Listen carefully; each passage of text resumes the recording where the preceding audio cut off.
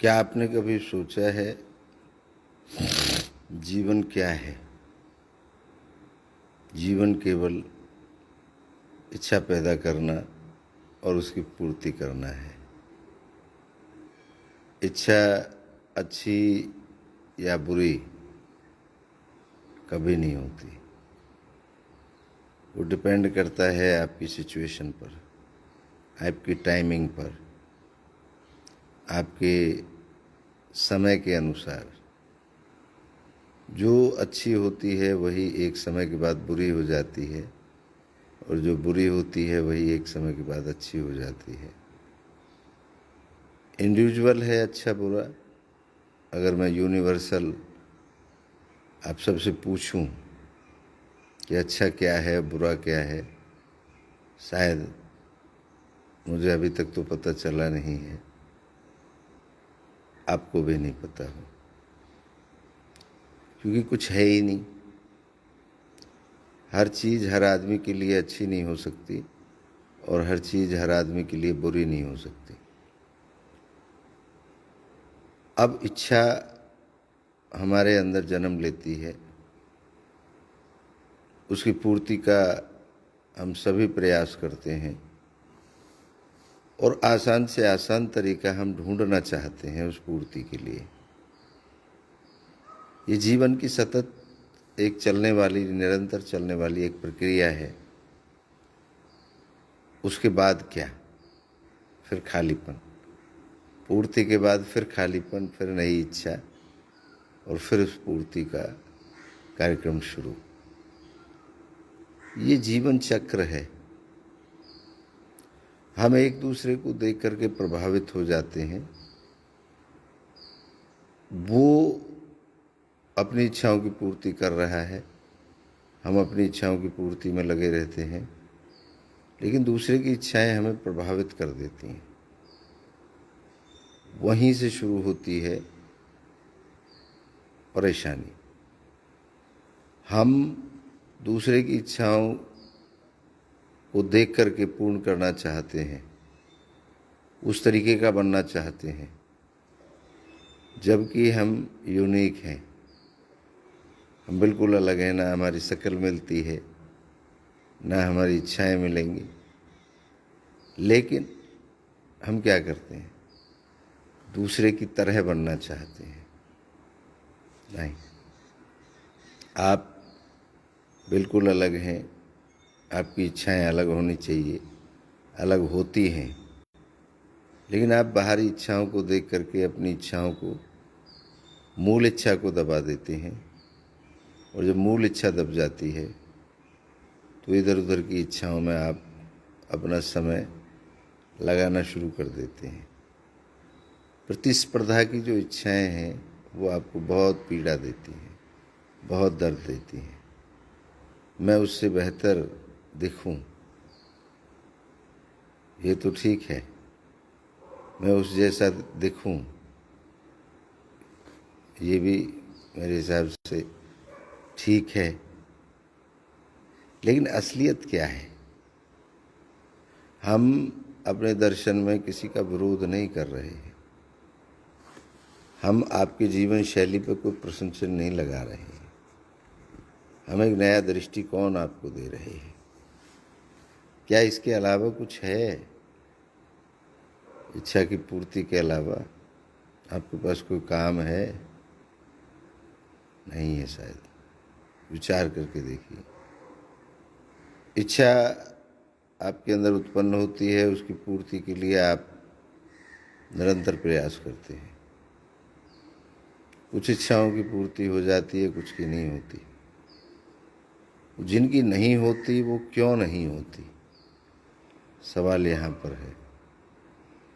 ये बातें जो मैं बता रहा हूँ ये तो कोई भी आपको बता सकता है, लेकिन वो बात कौन बताएगा पूर्ति क्यों नहीं होती? वो भी हमने लिखा है। उसके पीछे की गहराई, उसके पीछे के कारण सब लिखे। पूर्ति करना ही अनुभव को जन्म देता है। जब किसी इच्छा की आपकी पूर्ति हो गई तो उस पूर्ति का जो निरंतर साइकिल चल रहा है, सर्किल चल रहा है, वो अनुभव ही आपको सेटिस्फेक्शन देता है। इच्छा के अलावा इस दुनिया में ना तो कोई चला रहा है, इच्छा चला रही है। सभी के अंदर अगर मूवमेंट है तो वो केवल इच्छा से है। सभी के अंदर कोई क्षमता है, वो इच्छा है। सभी के अंदर कोई ताकत है तो वो इच्छा है। अब इच्छा और आदत दोनों का एक तालमेल है। आदत बन जाती है बहुत सी इच्छाएं, तो हमें अच्छा लगता है। जब आदत बन जाती हैं तो उनमें हमें बहुत ज़्यादा ध्यान देना नहीं पड़ता। जिस प्रकार से सांस लेने की एक आदत है, भूख लगने की एक आदत है, ये शारीरिक आदतें हैं। शरीर अपने आप आपको उस तरफ धकेलता है, लेके जाता है। नहाने की जैसे आदत पड़ जाती है, अखबार पढ़ने की किसी को आदत पड़ जाती है। तो बहुत सी आदत ऐसी हैं जिनकी इच्छा पूर्ति आप आसानी से करते हैं, लेकिन वहीं बहुत सी इच्छाएं ऐसी हैं जो जब तक आदत नहीं बन पाती तब तक उनके लिए बहुत प्रयास करना पड़ता है।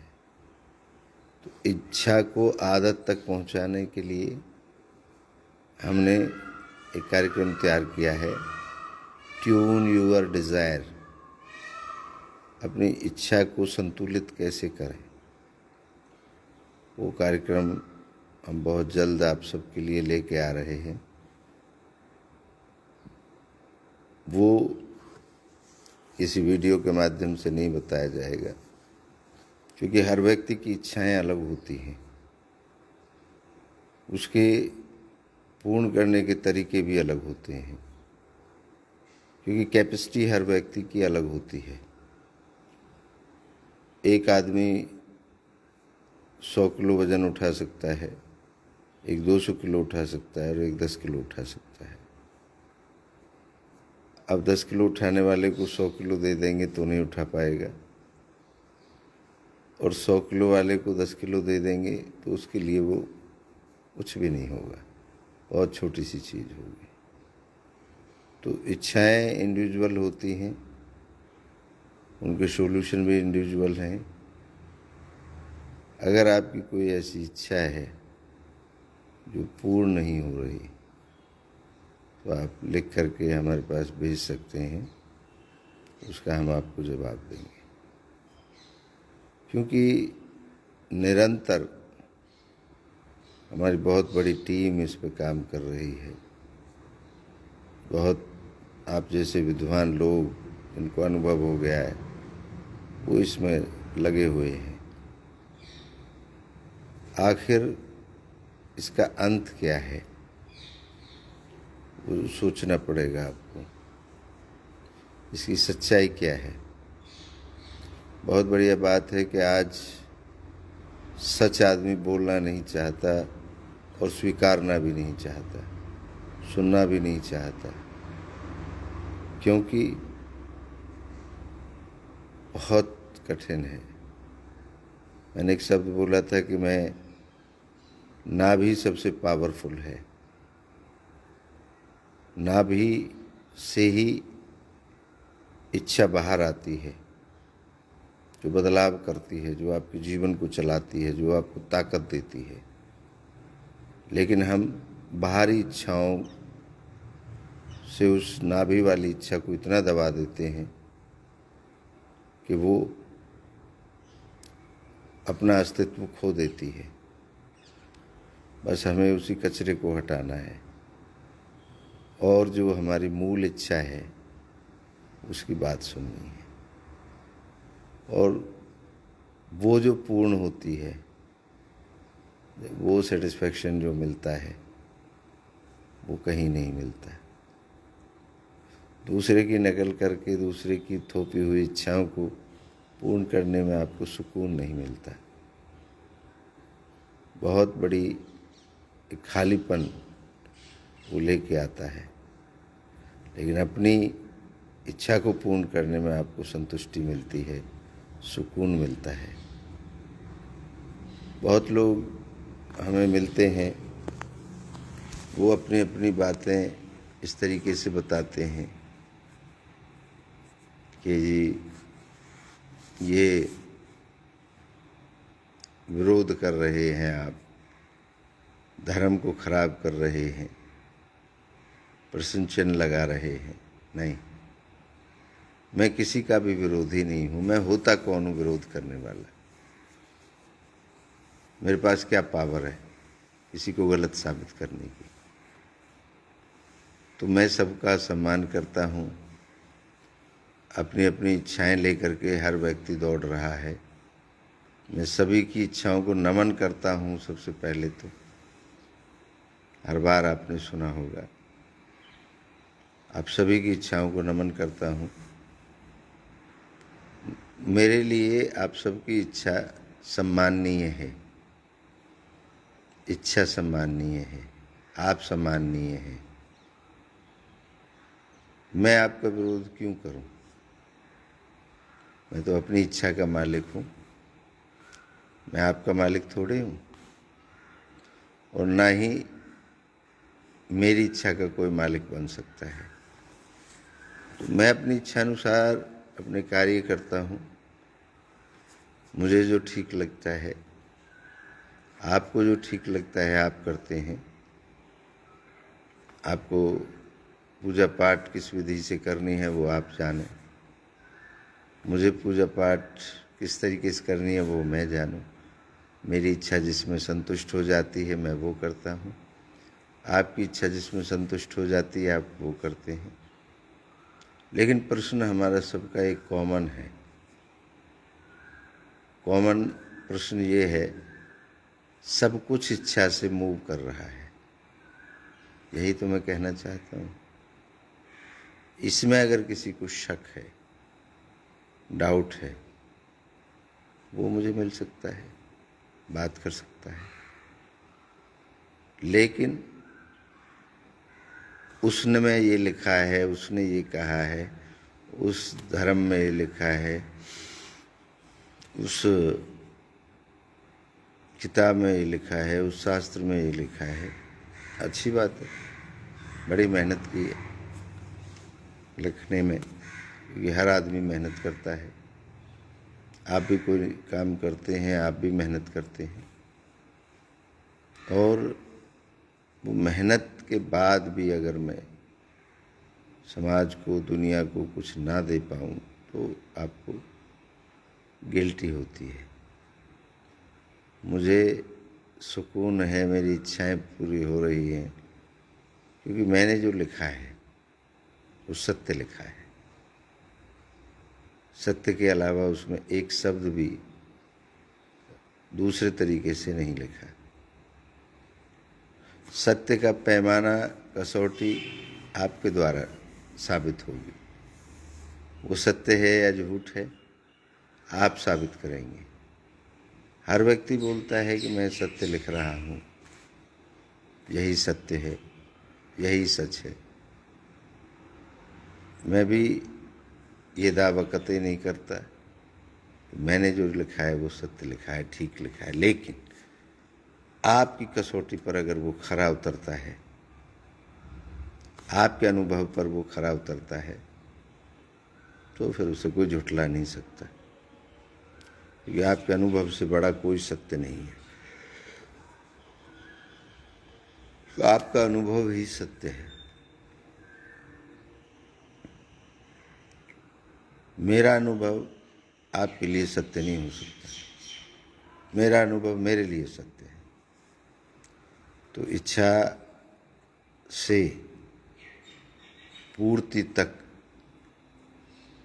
ही आप सबकी, हमारी जिंदगी है, हर जीव जंतु की जिंदगी है। इच्छा और पूर्ति, और उसके बाद पूर्ति से पहले जो अनुभव होता है, अनुभव ही आपको महसूस कराता है कि आपका काम हो गया। ये एक प्रक्रिया है, बगैर कर्म के नहीं होती, बगैर अनुभव के नहीं होती, बगैर समझ के नहीं होती। इच्छा पैदा होती है, हमें समझनी पड़ती है, कर्म करना पड़ता है समझ करके, फिर अनुभव होता है और फिर पूर्ति हो जाती है। अनुभव ही हमें बताता है कि ये पूर्ति हो गई है या नहीं हो गई है, और कोई माध्यम नहीं है। ये साइकिल है। इच्छा बगैर समझ के अगर आप अपनी इच्छा को लेकर के पूर्ति करना शुरू कर देंगे तो बेकार है। जैसे एक एग्जाम्पल देता हूँ, आपको यहाँ से दिल्ली जाना है और दिल्ली यहाँ से उत्तर दिशा में है। अगर आप समझ नहीं पाएंगे, समझ से नहीं चलेंगे, ऐसे ही बस दिल्ली पहुँचना है जी, मुंह उठा के चल देते हैं, तो आप कभी नहीं पहुँच पाएंगे। सबसे पहले आपको समझ लेनी पड़ेगी दिल्ली है कहाँ, किस दिशा में है, कितनी दूरी पर है, क्या मुझे साधन लेना चाहिए वहाँ पहुँचने के लिए। तो ये सब आपकी समझ है। उसके बाद में आप कर्म शुरू करेंगे। पहले सब समझ लेंगे कि भैया उत्तर दिशा में है, इतने किलोमीटर पे है, तो फिर आप अपना संसाधन यूज करेंगे। कर्म के अंदर फिर साधन प्रयोग में लाएंगे। मुझे पैदल जाना है, बस से जाना है, साइकिल से जाना है, और फिर कर्म शुरू हो जाएगा आपका। समझ के बाद कर्म शुरू होगा, और जब आप दिल्ली पहुंच जाएंगे तो आपको अनुभव होगा, सुकून मिलेगा कि हाँ मैं दिल्ली पहुंच गया। तब ये आपकी पूर्ति होगी। तो यही प्रक्रिया पूरे जीवन भर हर समय हमारे जीवन को मूव करती रहती है। कहने का मेरा भावार्थ ये है, इच्छा समझ करनी बहुत ज़रूरी है, समझ के बाद कर्म करना ज़रूरी है, कर्म के बाद अनुभव आता है और पूर्ति हो जाती है। अब दूसरे संदर्भ में हम ये समझें कि मुझे दिल्ली जाना है और कोई ये कह दे मेरे से कि ये फलां चीज़ आप अपने हाथ में बांध लो, आप दिल्ली पहुंच जाओगे। कर्म करने की ज़रूरत नहीं है, समझने की ज़रूरत नहीं है, अनुभव की ज़रूरत नहीं है, आप पहुंच जाओगे बस। तो ये तीनों चीज़ें अगर हम गायब कर देते हैं बीच में से, तो उस पूर्ति की पॉसिबिलिटी मुझे नहीं लगता हो जाएगी, कभी पहुंच पाएंगे दिल्ली। इतना सही तो गणित है इच्छाओं का। उसे समझने के लिए बहुत ज़्यादा एनर्जी, बहुत ज़्यादा ताकत की ज़रूरत नहीं है, और यही अलाइनमेंट है। क्योंकि हम पूर्ति के लिए भटकते रहते हैं, वो पहुंचा दे, वो पहुंचा दे, वो पहुंचा दे, कोई आसान रास्ता दे दे, अपने सर पर बिठा के ले जाए मुझे, या वगैरह वगैरह। तो यहाँ पे ही हमारे जीवन में कन्फ्यूजन स्टार्ट होता है। पैदा करना इच्छा और पूर्ति करना, यही एक गणित है। चलिए, आज ये छोटी सी बात हमने आपसे चर्चा की, इसमें विचार करके देखिए, और कुछ ऐसा लगता है कुछ छूट गया है हमसे तो हमें लिख करके भेजिए। धन्यवाद।